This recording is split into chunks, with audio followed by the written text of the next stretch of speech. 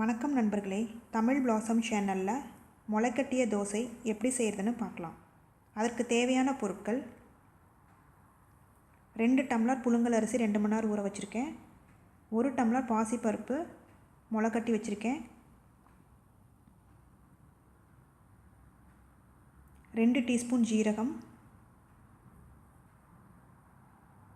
2 teaspoon வெந்தயம் ஊற வச்சுருக்கேன் 2 மணி நேரம்.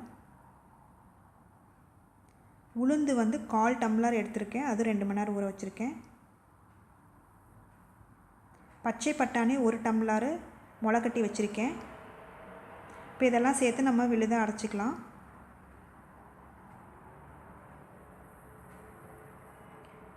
ஃபஸ்ட்டு அரிசி, ஜீரகம், வெந்தயம் இது 3 சேர்த்து நம்ம அரைச்சிக்கலாம் பேஸ்ட்டாக. பாருங்கள், பேஸ்ட்டாக அரைச்சாச்சு. இந்த பவுலில் ஊற்றிக்கலாம்.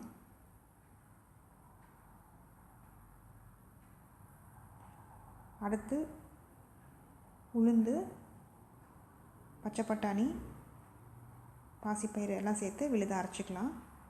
இதையும் பவுலில் ஊற்றிக்கலாம். இதுக்கு தேவையான அளவு உப்பு சேர்ந்து கலந்துக்கலாம்.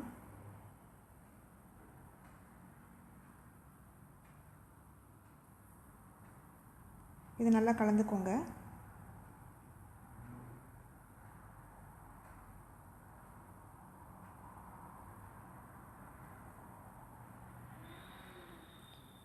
இப்போ நம்ம தோசை ஊற்றிடலாம். இப்போ கல் காஞ்சிருச்சு.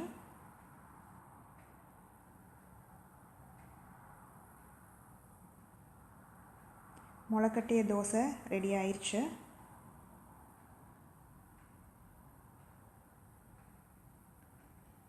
இந்த ரெசிபியை செஞ்சு பார்த்துட்டு உங்களோட கமெண்ட்ஸ் என்னன்னு சொல்லுங்கள்.